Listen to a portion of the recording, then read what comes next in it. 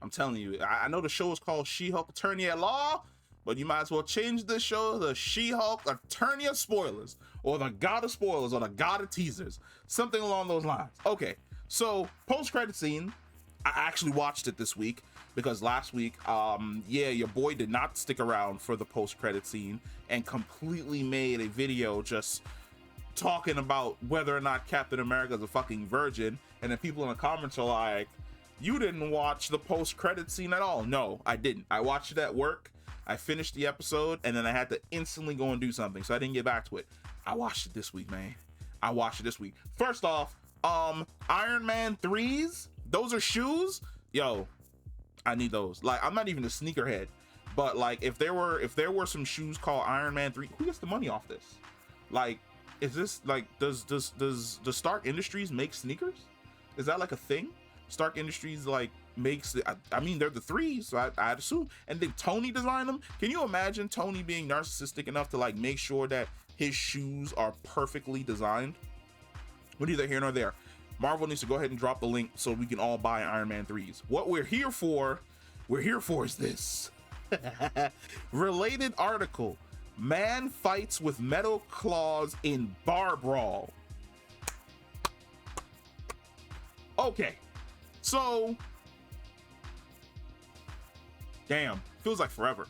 Since the introduction of the MCU, a major question that a lot of people had is whether or not the mutants exist. Now, of course, when the MCU first started, legal-wise, I'm talking in like real-world sense, Marvel did not possess the rights to the X-Men. The rights to the X-Men and the X-Men characters belonged to Fox. And Fox was doing great. Like, I think that X-Men First Class and then X-Men Days of Future Past are fantastic X-Men movies. Logan is also fantastic. I also enjoyed which one was that? The Wolverine. That one was also good. But then once you got into X-Men Apocalypse territory, it got bad. And not only did it get like really bad, it got fucking worse in the fact that we got X-Men Dark Phoenix, which I don't even know if X-Men Dark Phoenix is considered canon or if it's canon to the first 3 movies, because in First Class, Days of Future Past, those movies more or less set up the new canon, and then X-Men Apocalypse takes place a little while later inside that same canon. But then there are events that happen in X-Men Apocalypse that are completely contradicted and they claim didn't happen in X-Men Dark Phoenix. So I kind of treat X-Men Dark Phoenix as like its own canon. It's its own thing. It's like a standalone X-Men movie out there that was fucking horrible. But the working assumption for most people is essentially that the X-Men did not exist in the MCU. Now, of course, once we got into Doctor Strange Multiverse of Madness and he ended up on Earth 838, we discovered that the X-Men do exist on this universe because Professor Charles Xavier is wheeling around with the Illuminati. So, now, what does this mean? This article just basically opened up a whole can of worms. Because essentially what this article is saying is that inside of the MCU, the X-Men have always existed. From Captain America, the First Avenger, all the way up to now, the X-Men have always been in the background. Now, some people could ask is like, well, how? How could the X-Men be in the background this entire time and no one has essentially ever seen them or interacted with them in any way, shape, or form? Well, it's quite simple. Professor Charles Xavier and Cerebro. It's not a stretch that the X-Men work as, or should I say the X-Men were created as a comic book form of like the government's G-Men, basically individuals that you would send on secret missions who would have cover identities that would complete tasks for a government and then return to the government within the frame of the country. The X-Men basically existed for that reason. They were the mutants' G-Men. They would be sent out on missions, they would complete those missions, and they would come home. It would make sense that this entire time when the X-Men would go out on missions, anyone that would have encountered the X-Men, or anyone that would have been around to encounter the X-Men, would have essentially had their memories wiped. Their memories would have been erased. Now the question would be like, well, why is it that now essentially articles like this are popping up with like a man who fights with metal claws in a bar brawl? Why is this happening now when it didn't happen at the beginning of the MCU? Well, think about real life. In real life, when the MCU first started, you could say that smartphones and a lot of technology along those lines were in the adolescent stages. People weren't whipping out smartphones to record anything and instantly uploading it to the internet. So during that time, someone like Charles Xavier would be able to just finagle, wipe your mind, and you completely forget that you just saw the X-Men beat the shit out of Magneto in like downtown Manhattan.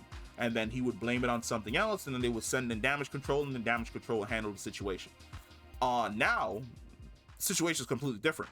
Everyone has a smartphone. Even if you erase someone's memory, before you can even get to that person's mind to erase their memory that you encountered Wolverine, they've already uploaded it to TikTok, it's already on Instagram, it's been sent to Snapchat, it's on fucking YouTube, it's on goddamn Twitter, it's everywhere, because the internet is immortal. Once it ends up on the internet, it's there forever.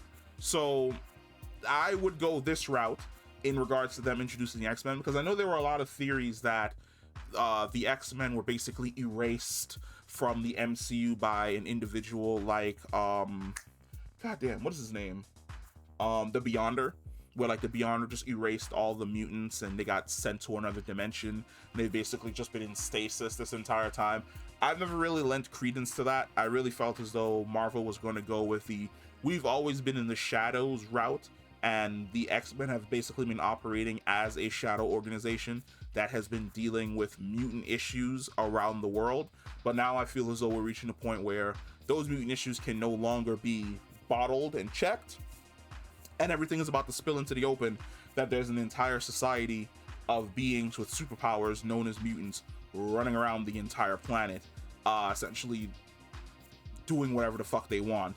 And it's gonna be interesting to see exactly how they deal with characters like Charles Xavier and Magneto, who've essentially been working in the background to ensure the safety and dominance of mutant kind. Can you imagine if like the Avengers got called in to stop Magneto, and then the X-Men showed up and helped them, and then at the end of the fight, Charles Xavier is just like, all right, so you guys are to, and just erases their memory, and it's like, why are we in downtown Los Angeles? Why is all this shit bent out of shape? What the hell's going on down here?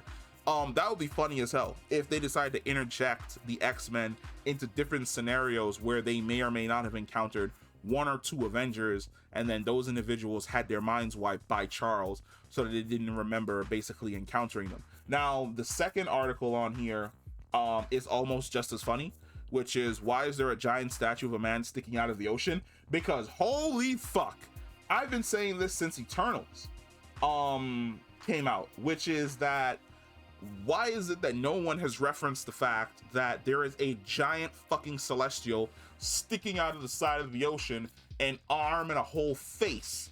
No one's referenced this. It seems as though She-Hulk is taking place between multiple movies. It looks as though it is taking place during the time of Shang-Chi, because we see Abomination at Fight Drome, which just happened, which means the next episode is going to have Wong basically in it. And then we also see the reference to this, which means that the Eternal situation also just happened, which means the world is going to be in for a fucking shock when a giant face shows up out in space and snatches up like 3 people and dips.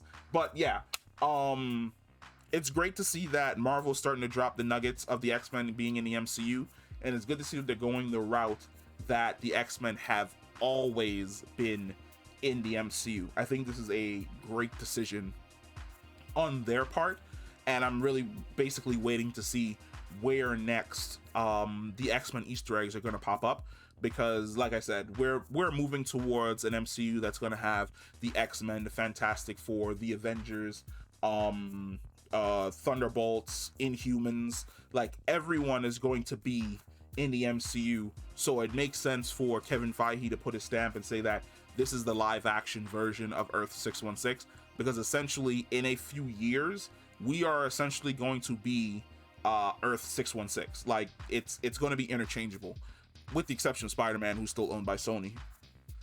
for now. Yeah, it's going to be absolutely interchangeable, where they're going to have the rights for the vast majority of the characters, and they're going to be able to use them and introduce them however they want. That's basically going to be on the same tier as the comic book itself.